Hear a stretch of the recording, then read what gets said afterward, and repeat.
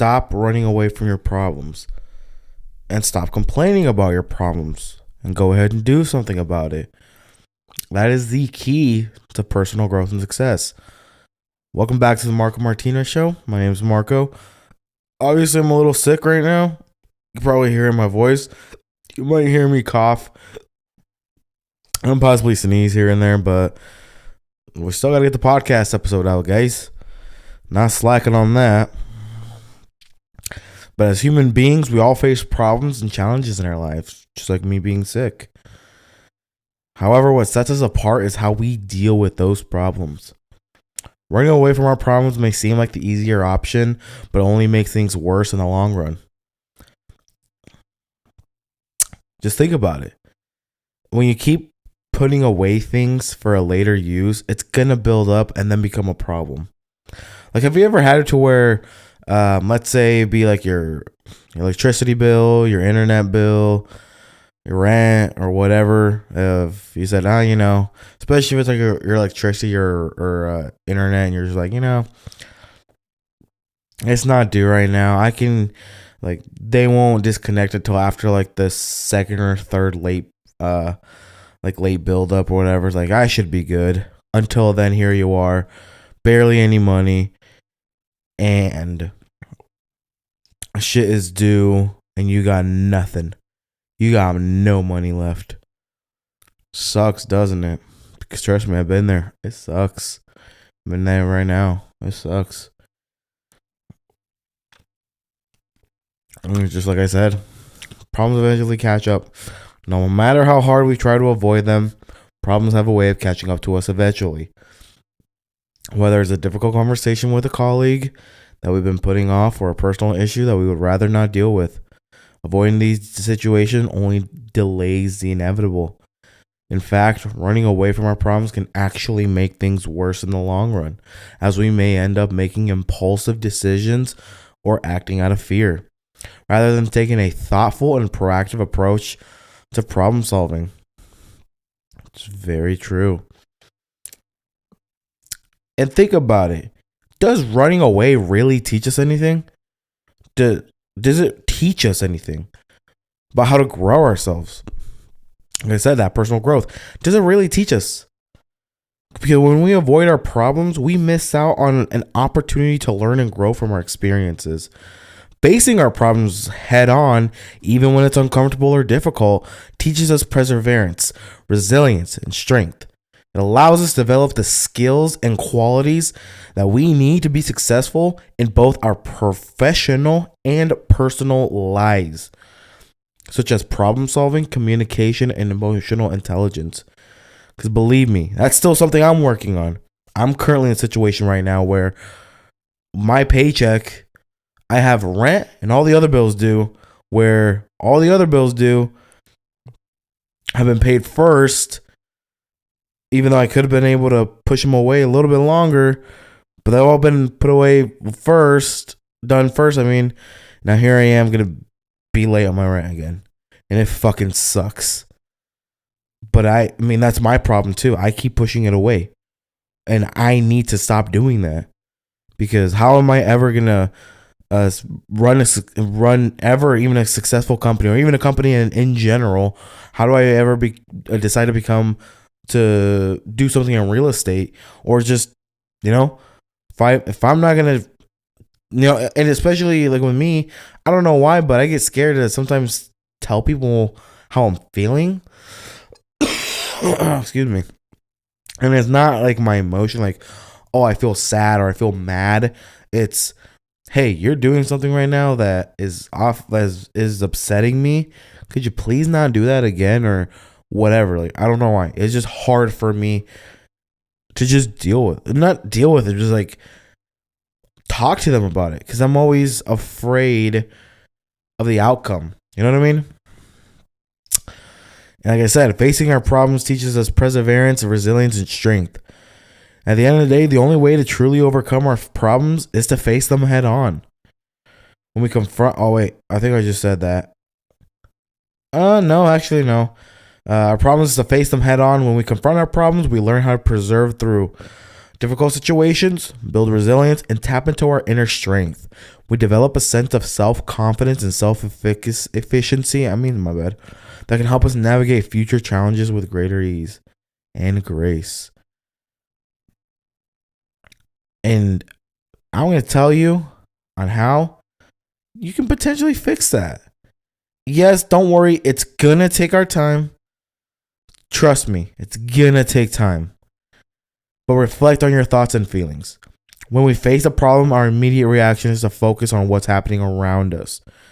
However, it's essential to reflect back on our thoughts and feelings. To break free from this cycle of avoidance, we must take active steps to confront our problems. The first step is to reflect on our thoughts and feelings, not focusing on what's around us. By doing so, we can identify the root cause of our avoidance behavior and determine whether the problem is worth the effort we put into avoiding it.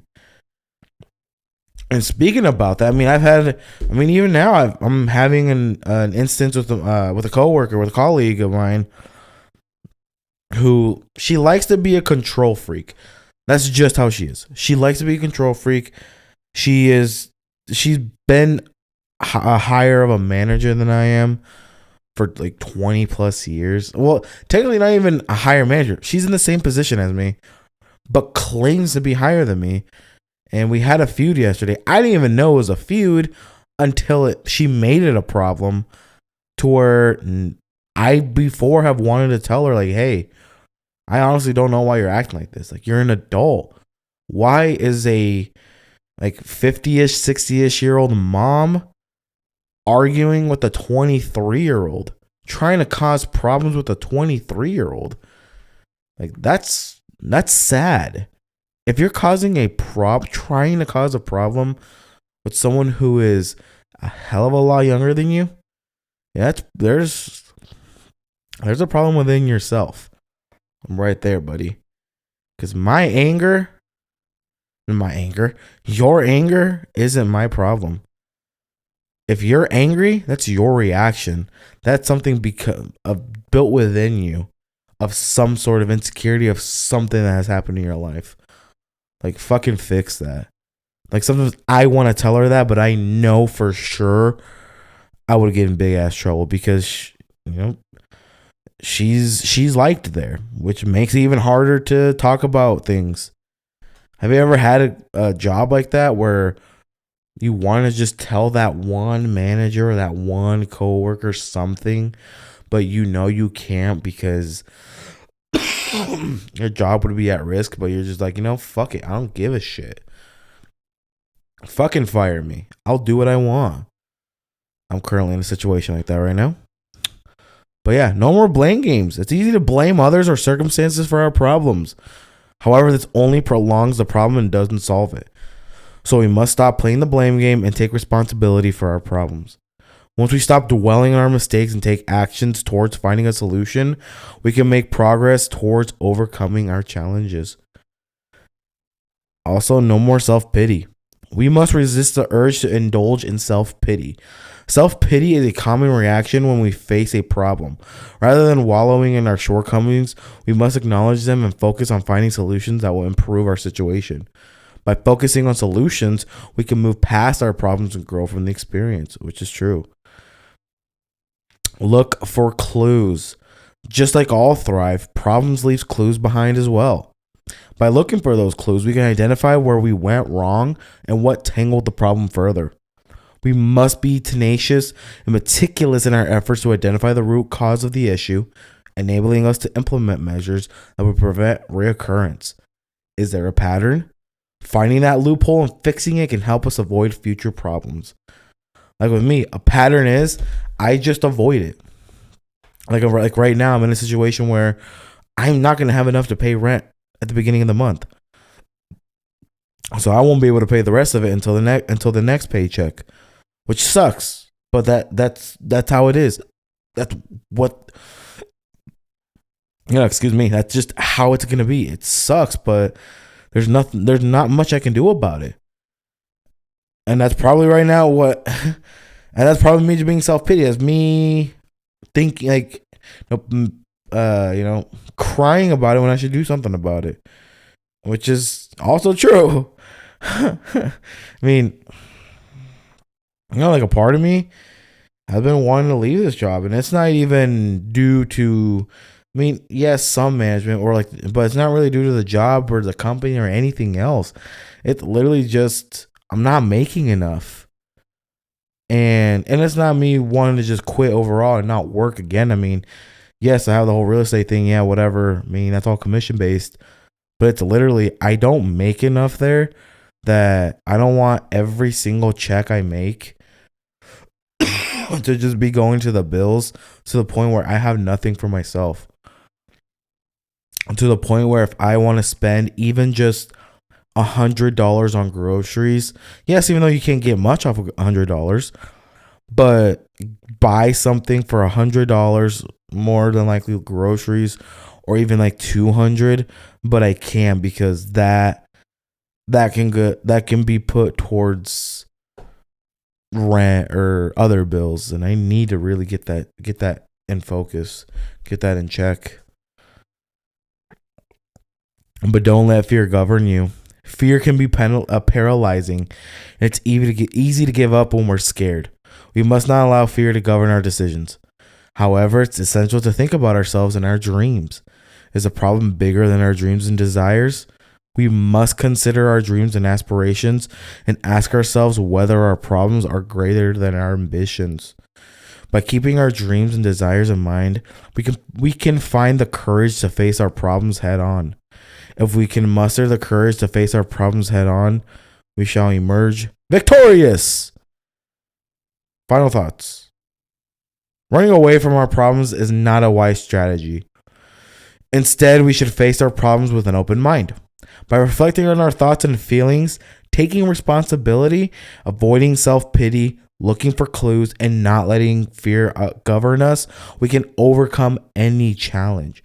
Let's stop running away from our problems and start facing them today.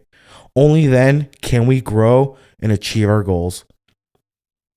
By Pradeep Rao, Director and Chief Architect at Kyndryl. But let's talk about that for a little bit. Like with anything, whether it be, you know, whether it be that job interview, whether it be that girl or guy you've been trying to, make a move on, or, that manager that's just being super toxic that you just want to just tell them something no matter the outcome. Like actually, like really with any, or even let's say you have a public speaking event, you got to talk to a client, you got to make some phone calls.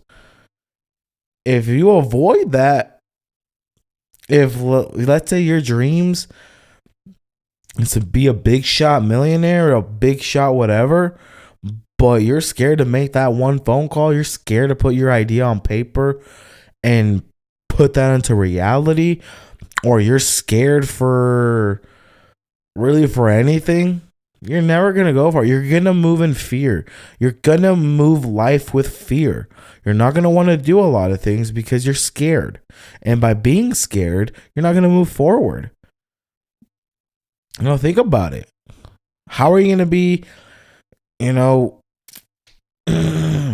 getting out of an uncomfortable place if you're never gonna make yourself uncomfortable to leave? So you make yourself comfortable. You're like, I don't want to leave. This is where I'm comfortable. But then think about it. How are you gonna move? Like, just think about it. Like, let's say if you're afraid to leave that job because you're afraid on how on your coworker, you're afraid on how the manager is gonna see you. Who gives a flying fuck? You leave, they will never speak to you again. Whether you work in retail or whatever job you work in, they will never see you again. And they will never speak to you again, which is the sad reality. Like, you may think, well, I don't want to upset them. Who cares? Yeah, at the time, they may be, however they react is how they'll react. A week later, they'll get over it. Maybe you still may be the talk of the town, talk of the group, talk of the day. But after that, you're done. They're done with you. And they might move on and find someone else. If not, that is not your problem anymore. Don't be afraid to leave that job to go elsewhere. Literally, don't be afraid. Like, who gives a flying fuck what others are gonna think? Because everyone they're just focused on themselves. Literally, you switching a job is not gonna hurt anyone. It could improve you. It can improve your resume and improve your skills. Because you may leave that job, find another that could be paying you $1 or $2, maybe even $3 more for the same job in a better environment. Like, don't be afraid to move in fear. Got a nice quote. Life passes most people by while they make great plans for it. And that's all by moving in fear because you're too scared to do something. Because how long are you going to wait before you demand the best for yourself? Epictetus. I probably did not pronounce that correctly. But anywho, thanks for listening. See you guys in the next one. And I love you all. And I'll get better soon. Don't worry. Bye-bye for now.